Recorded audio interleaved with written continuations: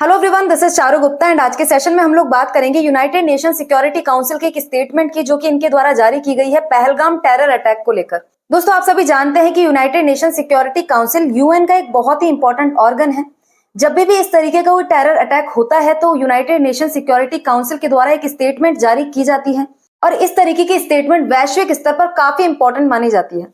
अब रिसेंटली जो स्टेटमेंट जारी की गई वो पिछली स्टेटमेंट से काफी मायनों में अलग थी। पिछली स्टेटमेंट जैसे कि बात की जाए तो पुलवामा अटैक के समय जो जारी की गई थी, या फिर रिसेंटली पाकिस्तान में ही जो बलूच ट्रेन हाईजैक हुआ था उसके समय जो स्टेटमेंट जारी की गई थी, टेरर अटैक को निंदनीय बताने की जो बात कही जाती है, वो पिछली स्टेटमेंट्स में जो बात कही गई थी वो इस बार की स्टेटमेंट से काफी मायनों में अलग है।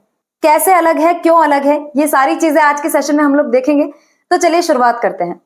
तो दोस्तों, यहाँ पे आप देख सकते हैं कि United Nation Security Council condemns attack but Pakistan works to water it down. Pakistan के द्वारा पूरी कोशिश की गई कि यूएनएससी के द्वारा जो भी स्टेटमेंट जारी की जाए वो बहुत मायनों में हल्की हो जाए। अब ये काम पाकिस्तान के द्वारा कैसे किया गया? अब देखो, सीधी सी बात यदि की जाए तो पाकिस्तान की इतनी औकात नहीं है, पाकिस्तान की इतनी स्टैंडिंग नहीं है वैश्विक स्तर पर कि वो इतने बड़े organization United Nation Security Council को प्रभावित कर सके।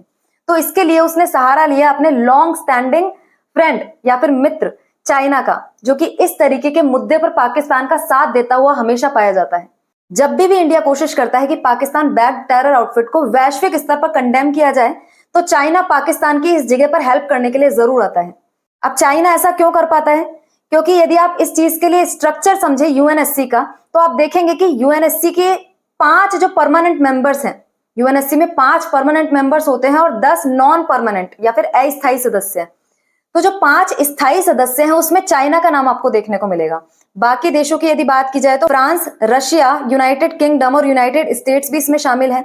तो जो 5 परमानेंट मेंबर्स हैं उनके पास वीटो पावर्स होती है।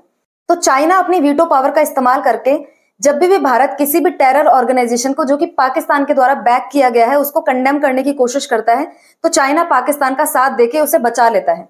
इसी तरीके से आप यहाँ पे देखें नॉन परमानेंट मेंबर्स की लिस्ट, तो 10 नॉन परमानेंट मेंबर्स हैं जिसमें रीजन वाइज कंट्रीज को रिप्रेजेंटेशन दिया जाता है बारी बारी। फिलहाल के लिए एशिया पैसिफिक रीजन की बात की जाए तो वहां से पाकिस्तान का नाम आप यहाँ पर देख सकते हैं। अब जाहिर सी बात है, जब पाकिस्तान यहाँ पे नॉन परमानेंट मेंबर्स में इस वक्त शामिल है तो अपनी इस पोजीशन का इस्तेमाल वो वैश्विक स्तर पर अपनी रेपुटेशन को बचाने के लिए जरूर करेगा और ऐसा ही उसने किया। चाइना के साथ मिलकर उसने कोशिश की कि पहलगाम टेरर अटैक को लेकर जो बयान यूएनएससी की तरफ से जारी किया जाएगा वो काफी मायनों में हल्का हो और उससे पाकिस्तान की रेपुटेशन को कोई खतरा ना पहुंचे। अब देखिए कि कैसे क्या किया गया। तो देखिए, जनरल स्टेटमेंट जो यूएनएससी के द्वारा जारी की गई वो तो ये थी that there is a need for international collaboration to bring the perpetrators of reprehensible act of terrorism to justice.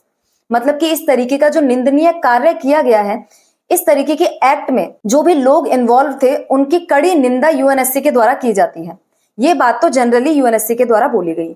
इसके अलावा जो बाकी चीजें कही गई वहां से आपको डिफरेंस देखने को मिलेगा।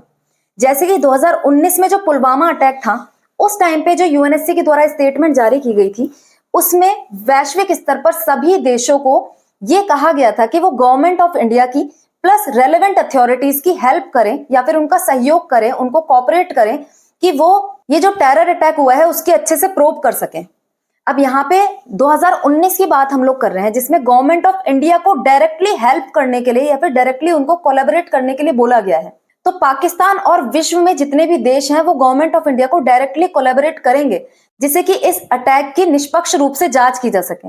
लेकिन इस बार जब पहलगाम अटैक के स्टेटमेंट की बात करते हैं तो उसमें गवर्नमेंट ऑफ इंडिया का नाम डायरेक्टली नहीं लिखा गया है। यूएनएससी की स्टेटमेंट में कहा गया है कि विश्व के सभी देश रेलेवेंट अथॉरिटीज को कोऑपरेट करें। अब यहाँ पे वर्ड केवल रेलेवेंट अथॉरिटीज रह गया, गवर्नमेंट ऑफ इंडिया हट गया है। इंडियन गवर्नमेंट का नाम स्पेसिफिकली हटाकर पाकिस्तान को सपोर्ट करने की कोशिश की गई है, क्योंकि जब इंडियन गवर्नमेंट का नाम स्पेसिफिकली नहीं लिया जाता, केवल रेलेवेंट अथॉरिटीज का नाम लिया जाता है। क्योंकि अब जब इंडियन गवर्नमेंट यदि पाकिस्तान से सपोर्ट करने के लिए कहती है, कोलैबोरेट करने के लिए कहती है, निष्पक्ष जांच में इनका सहयोग मांगती है, तो इस्लामाबाद इस चीज के लिए डिनाई कर सकता है। इसके साथ ही आप देखें तो पाकिस्तान पीएम शहबाज शरीफ भी न्यूट्रल और ट्रांसपेरेंट प्रोब की बात कर रहे हैं। वो इंडियन बैक्ड इन्वेस्टिगेशन को छोड़कर वैश्विक स्तर पर डिमांड कर रहे हैं कि एक न्यूट्रल और ट्रांसपेरेंट जांच बिठाई जाए जो कि पहलगाम में हुए टेरर अटैक की निष्पक्ष रूप से जांच करेगी।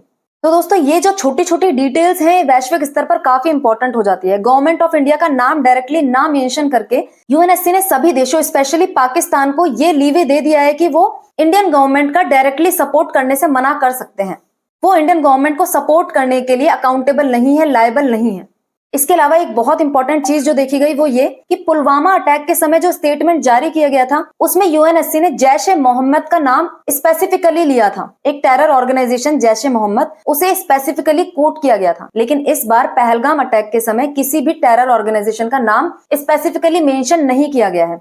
तो इन सब छोटी छोटी चीजों से पाकिस्तान ने अपने हक में इस बयान को हल्का करने की कोशिश की। इसके अलावा तो बाकी जो स्टेटमेंट थी वो स्टैंडर्ड फॉर्मेट के अकॉर्डिंग थी। जिस तरीके से यूएनएससी हर बार स्टेटमेंट जारी करता है उसी तरीके की स्टेटमेंट ये थी, जिसमें यूएनएससी ने बोला कि इस एक्ट को अंजाम देने वाले जो लोग हैं, इस एक्ट को ऑर्गेनाइज करने वाले लोग हैं, जो फाइनेंशियली इस चीज को सपोर्ट करने वाले हैं, उन सभी को अकाउंटेबल ठहराए जाने की जरूरत है।